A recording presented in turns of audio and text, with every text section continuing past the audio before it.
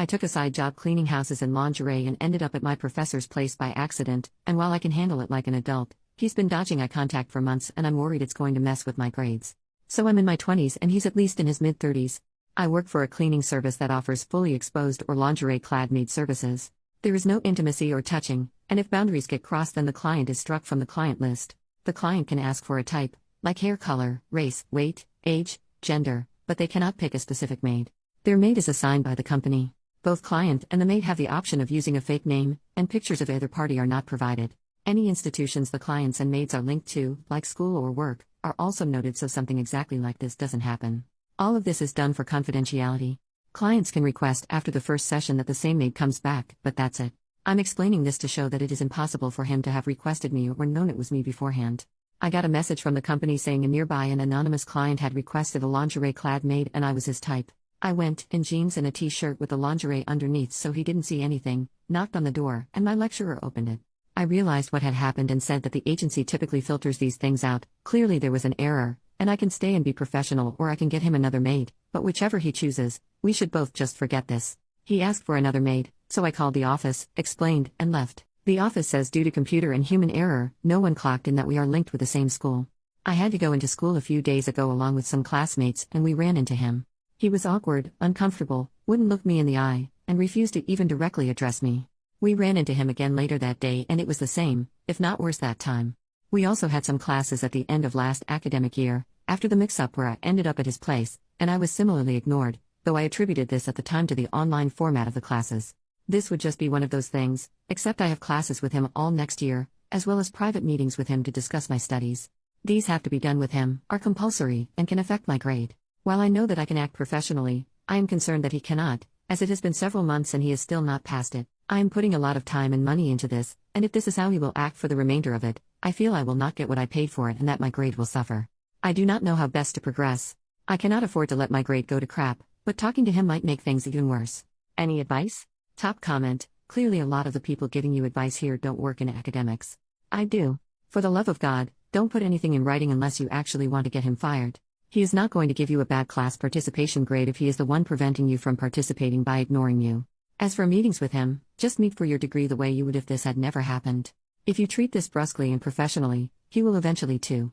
If you must address it, at the end of your meeting, while you're leaving, say I would really appreciate it if you would keep what I do for a living to yourself. Obviously I am giving you the same professional courtesy.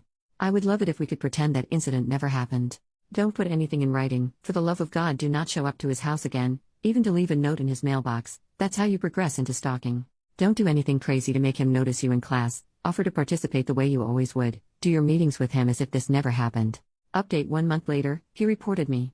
I booked a meeting with him during office hours so I could clear the air, as was suggested on my last post, and then followed it up with an email that simply said that his school is starting up again and its final year. I'd like a chance to meet with him to talk about my dissertation and make sure he approved of the topic before I launched into it, something that is completely standard and everyone else is doing, but was somehow enough to panic him.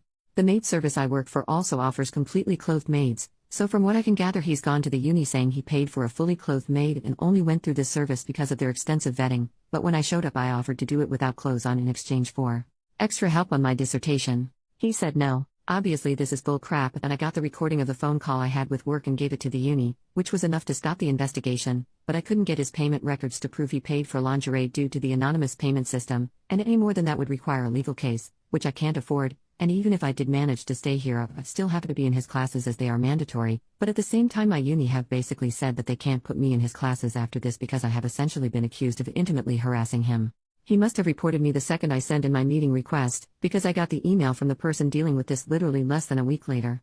I have no clue what the heck he's thinking.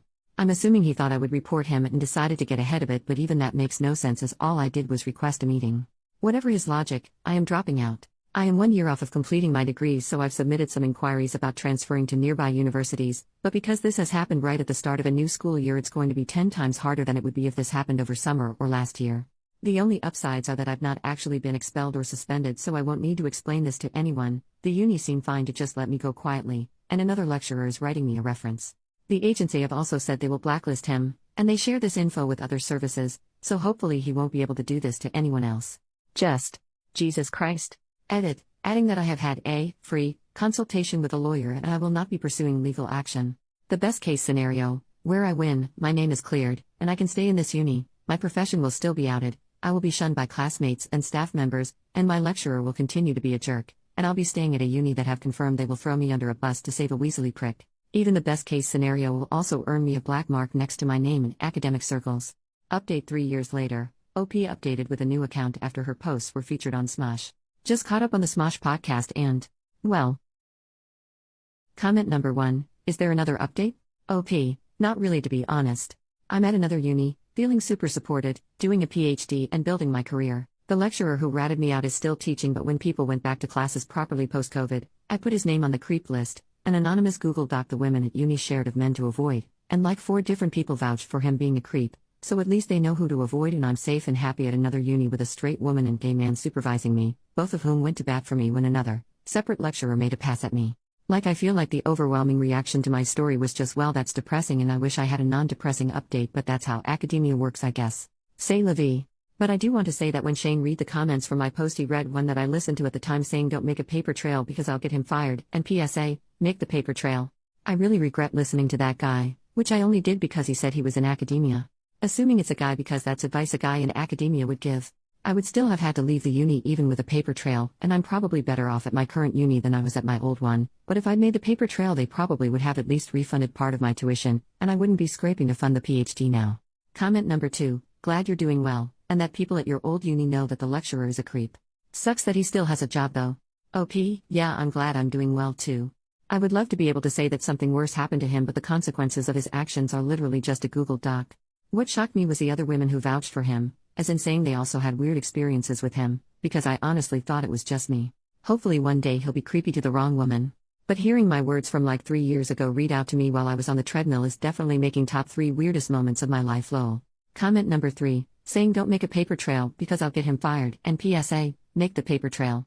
Oof, that comment is terrible, you're totally correct. Anyone who has dealt with any sort of scary, bad, or uncomfortable situation, whether in the workplace, school, or just in life, always make a paper trail. Document everything, even if it's small. If you have to take it to a boss, school leader, or police, etc., the best thing you can do to have a situation taken seriously and rectified is to have some sort of tangible proof that something has happened by documenting and listing whatever the issue is. Even if it's verbal comments that you don't have audio proof or witnesses for, you have more luck being helped if you have made notes of those comments over time, than if you just go in saying so and so said this. Glad you're in a better place now. OP, yeah. I just never expected to be in that situation, so when the top comment was like, hi OP, I'm in academia and here's what you do, I just went with it. If I could go back and tell myself one thing, it would be document everything. Hearing the comments read back, I got mad all over again, but mostly at myself for just going with what I was told back then. I even dug up the post and there were multiple people telling me to be careful that I don't upset him because I had the power in that relationship, which is just wild to me now considering how everything turned out, but at the time I fully went with it. Honestly, I probably wouldn't have even made the update if I wasn't so annoyed at those commenters, and Shane reminded me how annoyed I was when he read them out lol. Commenter number 4, holy crap, I remember this one and finding it insane. That guy was for sure a creep and I was pissed to hear he had tried to blame you, but at least other people know to avoid him. Thank God, hoping you've been feeling better at this new uni. OP, I'm doing so much better at this new uni, thank you. I was actually at this uni first, then switched to the one this guy worked at, so now I'm back at the OG and I don't know why I ever left, to be honest. This sounds weird, but I'm low-key hoping he continues being a creep so he'll do it to the wrong woman and she'll be smarter about it than I was. But yeah, it was insane to me because honestly that post is from like late 2021 and by 2022 I was at a new uni, moved on, completely forgot about it, and then today I'm on the treadmill listening to a podcast and hear that being read out. Like? Commenter number 5, I'm glad you're doing better. Wow, that must have felt surreal to have your story of what crazy shit happened to you in a video happen. I remember watching the video when it came out. OP, I immediately just picked up my phone and rewound and started looking for the info. I would have heard it sooner, too, but I only listened to podcasts at the gym and I've not gone in the last couple weeks. It was so wild.